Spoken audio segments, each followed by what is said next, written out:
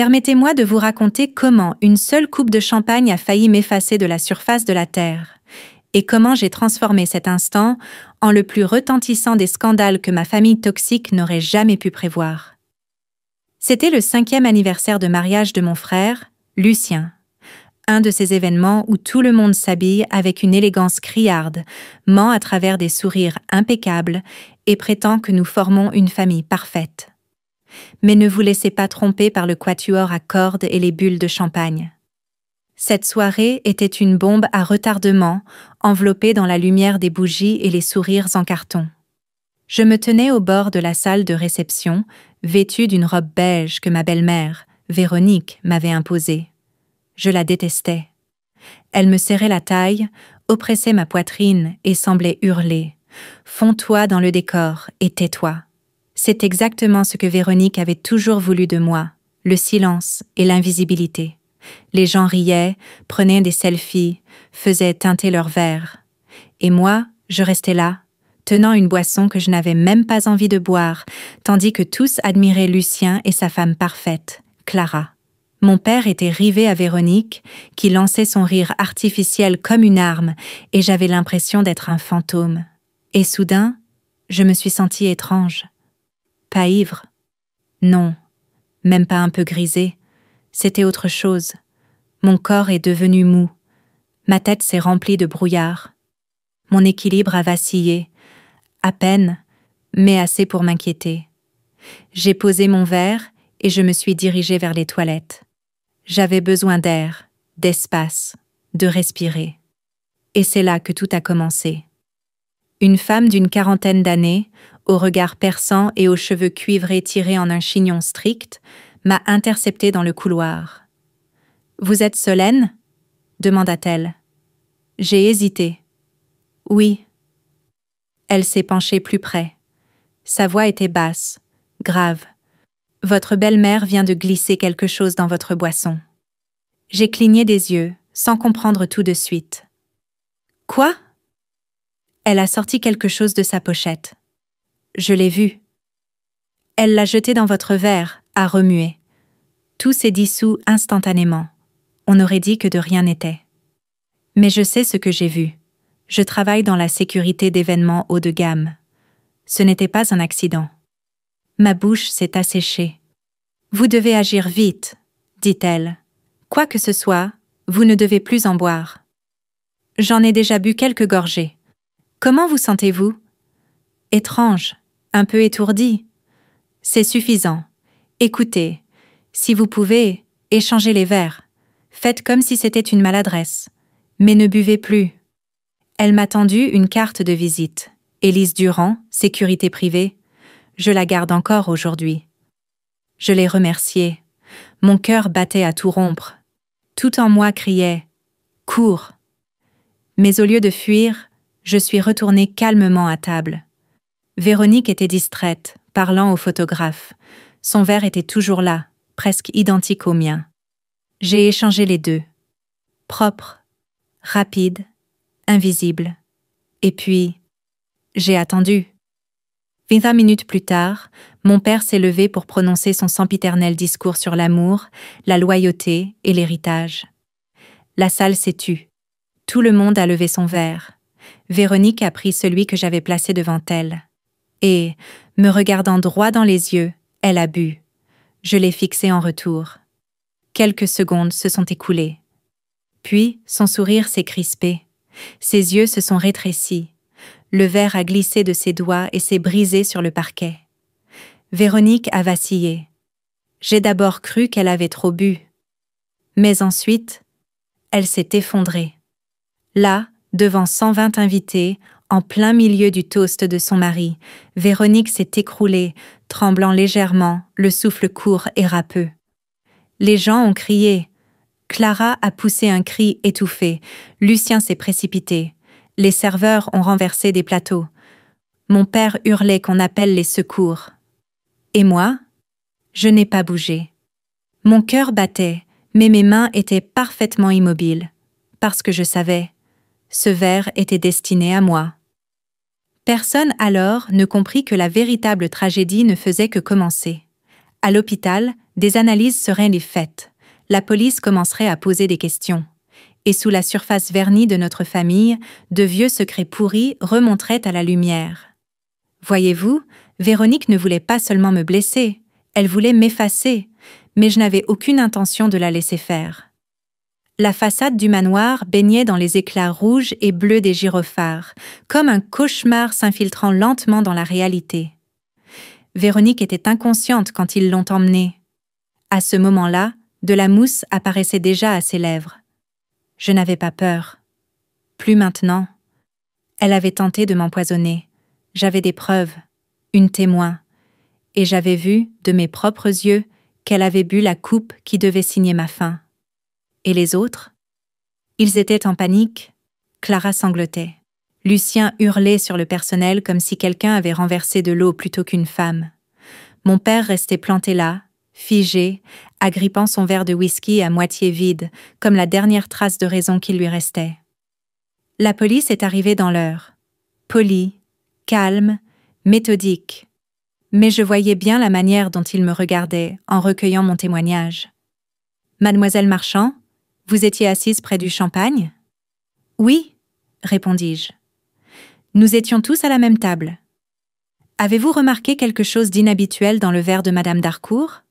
Je fis une pause, puis répondis prudemment, seulement lorsqu'elle est tombée. Je savais qu'il mettait déjà les pièces du puzzle en place. Véronique ne s'était pas simplement évanouie, elle ne s'était pas étouffée, elle ne glissa pas. C'était autre chose. Et dans cette salle pleine de coupes de champagne, la vérité se cachait peut-être dans un seul verre. Le lendemain matin, je n'avais pas fermé l'œil. J'étais assise sur mon canapé, recroquevillée dans ma minuscule appartement du Marais, fixant la carte de visite qu'Élise m'avait donnée. J'essayais encore de comprendre ce qui s'était passé. Pourquoi? Pourquoi avait-elle fait ça? Qu'est-ce qui pouvait être assez grave pour que Véronique tente de m'empoisonner le soir de l'anniversaire de mariage de mon propre frère?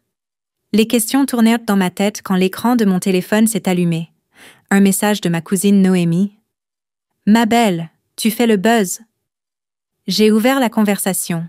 YouTube, TikTok, Facebook, tout explosait de hashtags comme « soirée du siècle » et « le verre de trop ».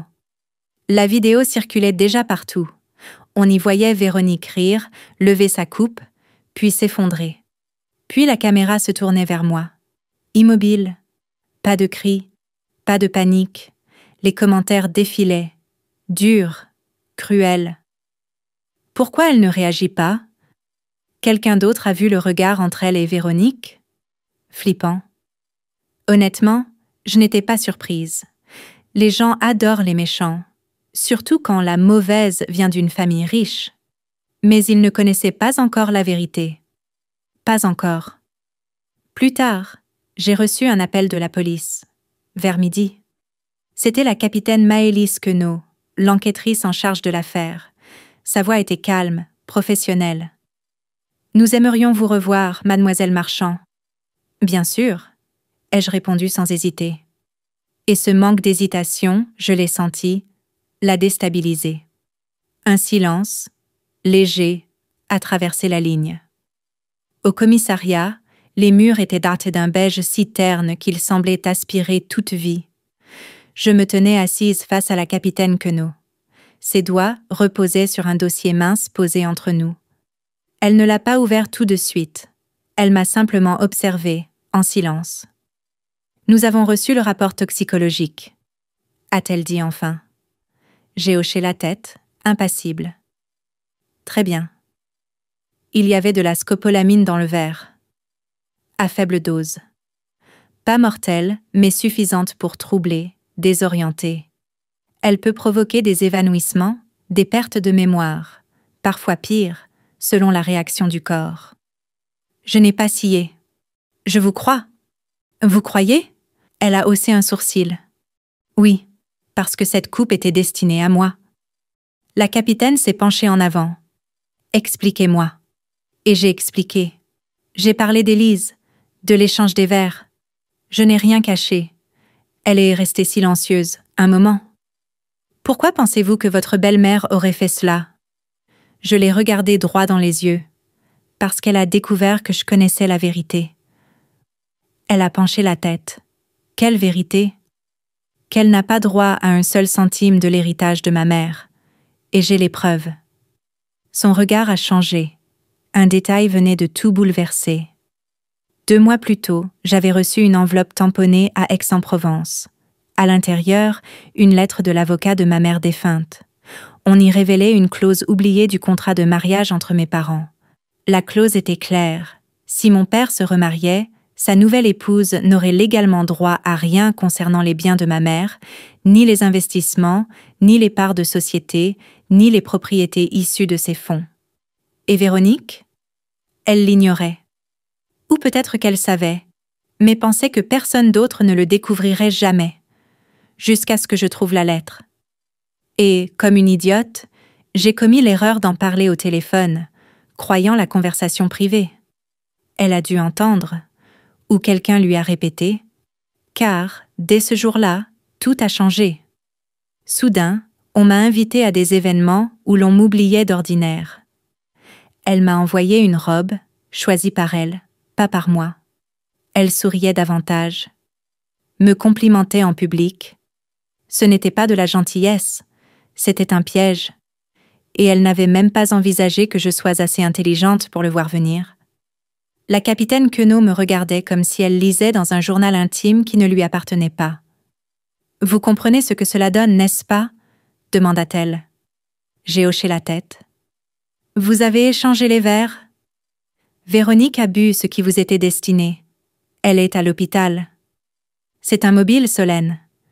C'est une préméditation. Et cette affaire ne restera pas dans l'ombre. Je n'ai empoisonné personne, dis-je calmement. J'ai juste refusé de boire ce qui m'était destiné.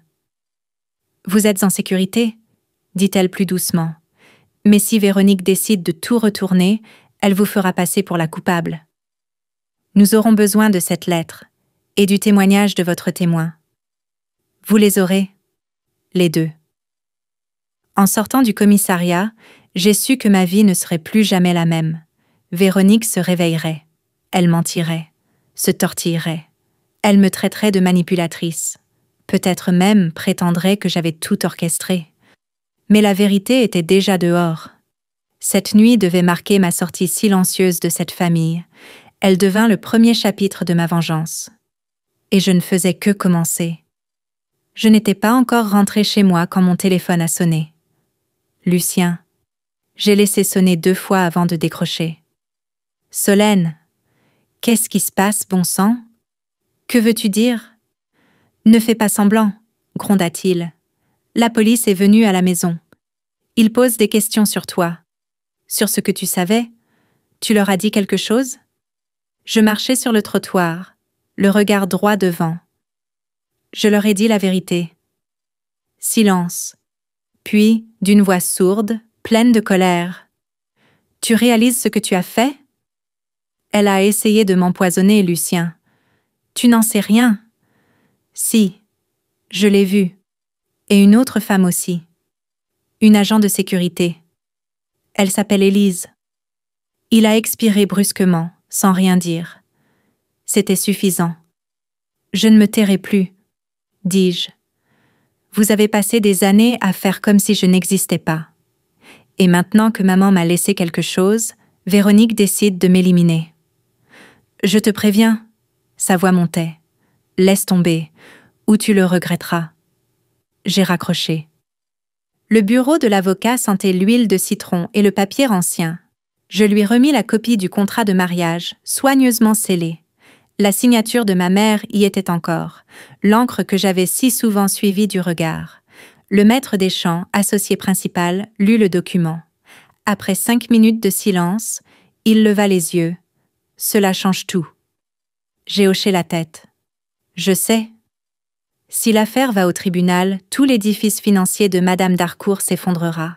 Ses maisons, ses voitures, même son entreprise, tout repose sur l'héritage de votre mère. Elle n'a aucun droit, dis-je, et elle le sait. C'est pour cela qu'elle a voulu me faire taire avant que je ne parle. Il se laissa tomber contre le dossier de son fauteuil, abasourdi. Nous devons agir vite. J'ai donné mon accord sans hésiter. J'en avais fini de laisser les autres décider de ma valeur. 3 jours plus tard, Véronique sortit de l'hôpital. Elle ne m'a ni appelé, ni écrit. Mais j'ai reçu une assignation, son avocat m'accusait de diffamation malveillante et de préjudice intentionnel. J'ai souri. Cela voulait dire qu'elle avait peur. Parfait. Ça devait être une réunion de famille ordinaire, sauf que je suis arrivée. J'ai franchi le portail du manoir de mon père comme si j'étais chez moi, parce que j'y étais. Les yeux de Lucien se sont agrandis quand il m'a vue. Mon père a froncé les sourcils, comme si j'étais une tache sur son tapis. Véronique est entrée plus tard. Pâle, les lèvres serrées, le dos raide comme une lame. Quand nos regards se sont croisés, j'ai vu quelque chose passer dans ses yeux. De la peur, peut-être, enfouie sous des couches d'assurance. « Bonjour, Véronique », dis-je doucement. Elle ne répondit pas. Elle s'assit en face de moi. Je me penchai. « Et ta mémoire ? Toujours dans le brouillard ?» Mon père se leva. « Solène, pas maintenant. » Je l'ignorais. Parce que la mienne, elle est limpide, comme l'enregistrement des caméras, comme la clause du contrat de mariage de maman.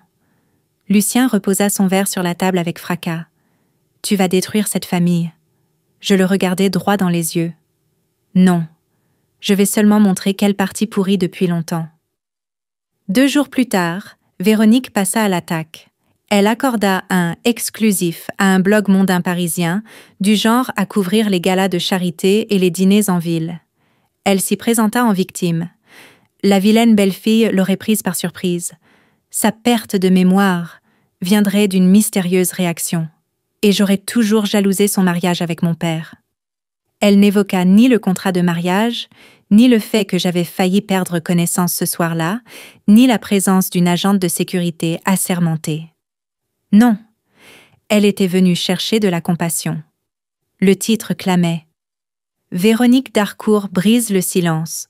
On m'a délibérément prise pour cible. » Et, je l'avoue, ça m'a piqué, parce que les gens l'ont cru. Les commentaires étaient durs. Pourquoi l'empoisonner lors d'une fête? La jalousie. Quel poison! Encore une fille à papa en mal d'attention. Je n'étais pas surprise. Véronique avait l'argent, le charme et des appuis dans chaque comité chic d'Île-de-France. Et moi?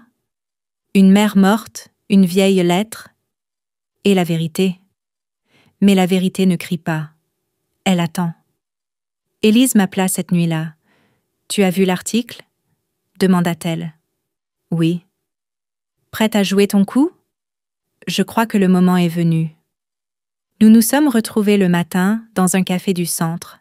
Elle avait apporté une clé USB, des tirages de transcription et des vidéos que je n'avais jamais vues.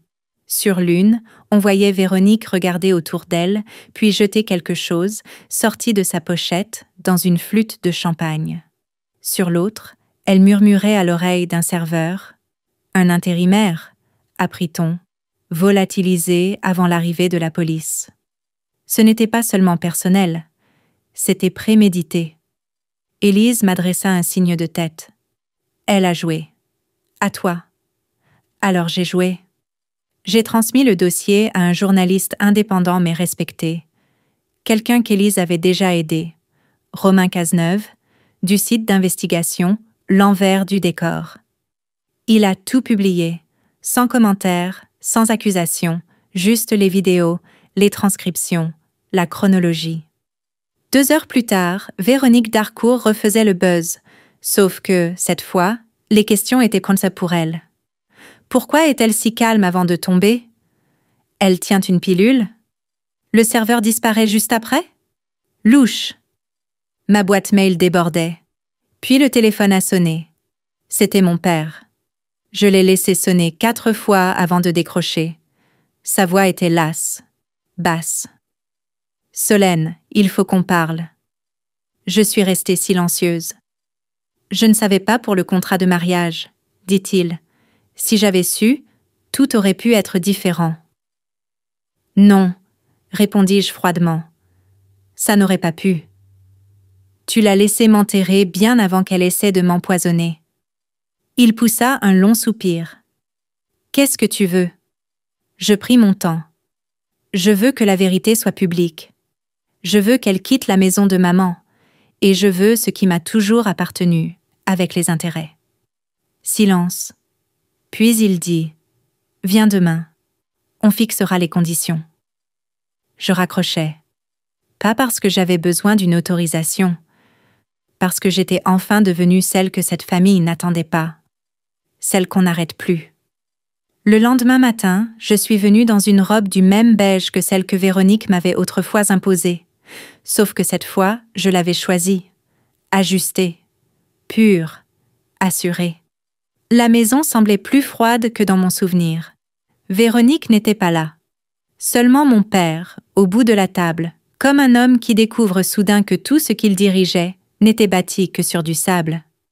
Il me tendit une chemise. « Tu as gagné », dit-il. J'ai ouvert. Le patrimoine de maman était restauré. Les actifs restitués. Son nom, à sa place. Le mien, mentionné avec respect.